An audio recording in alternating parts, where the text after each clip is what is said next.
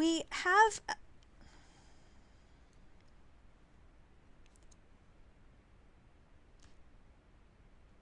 sometimes we encounter equations that we want to solve by factoring that aren't our regular quadratic equations that we're used to. Any type of these equations right here where we have the sum or the difference of a bunch of terms, we can label them, they are known as polynomial equations, and it's kind of a general term for equations of this nature. Now this equation right here is a linear equation. You may remember it from Algebra 1.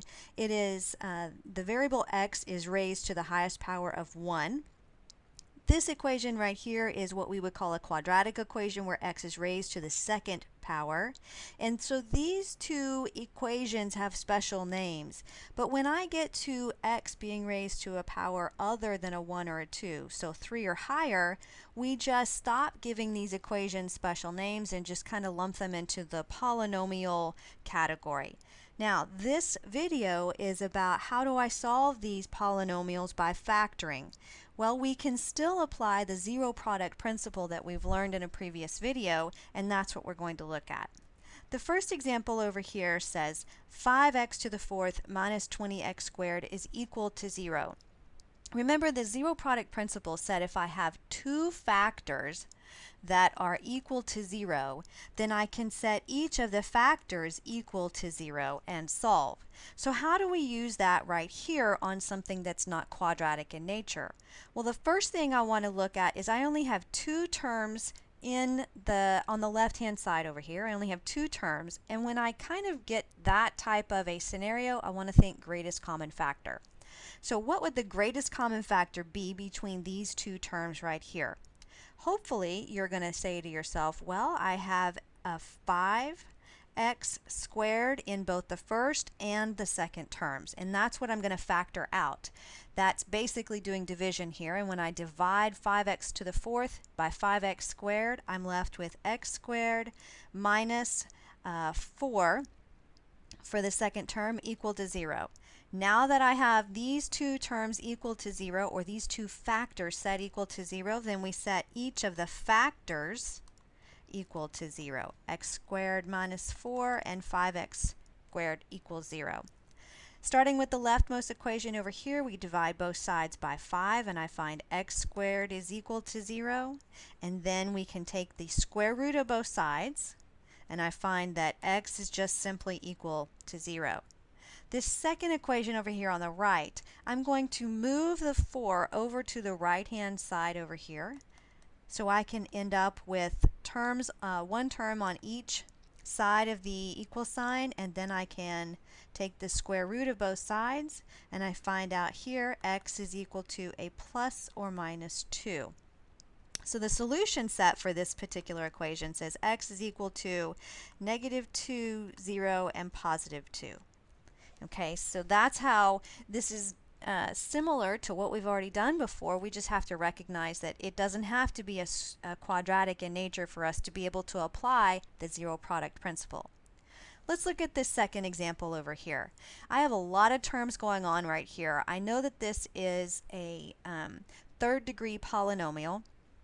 And in order to factor this, I am going to move and apply the zero product rule. I need everything to be on the same side of the equal sign. So I'm going to subtract x to the right hand side, and I'm going to subtract 1 over to the right hand side. That leaves me with 9x cubed plus 9x squared minus x minus 1.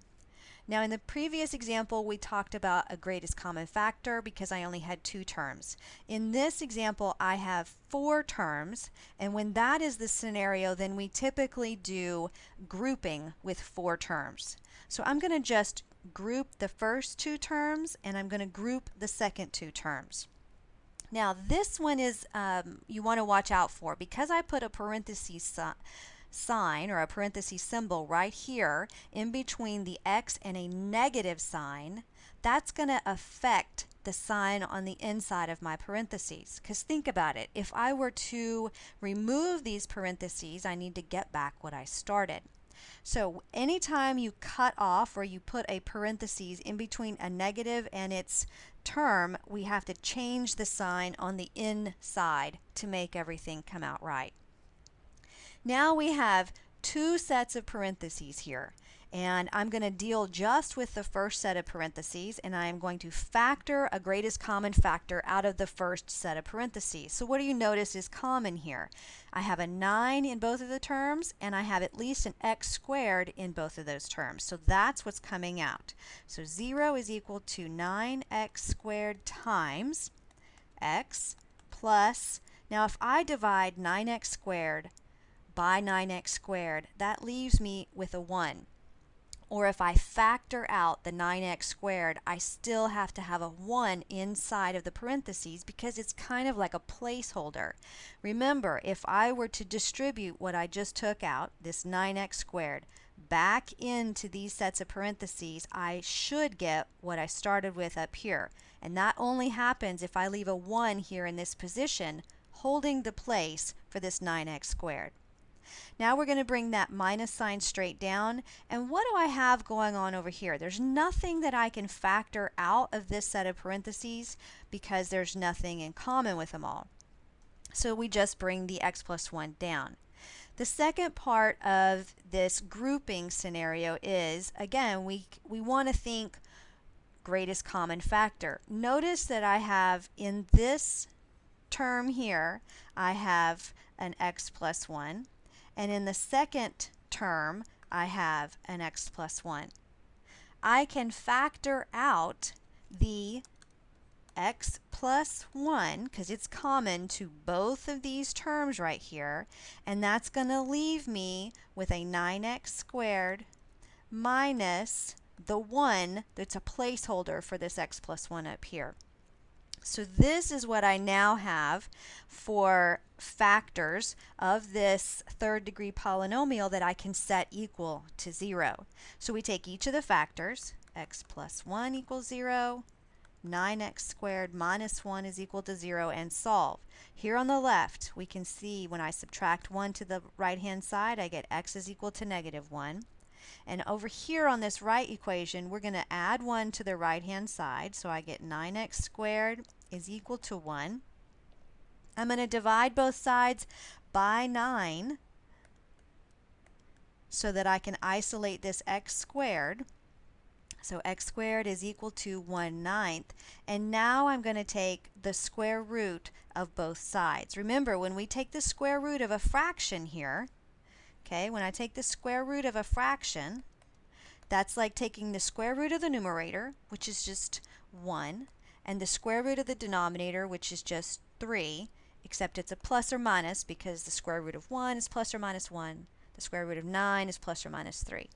So this tells me then that the solution set for this third degree polynomial looks like a negative 1 and a plus or minus 1/3. Those are the solutions for this third degree polynomial. So you can see that we can still apply the zero product principle to equations that are not just quadratic in nature.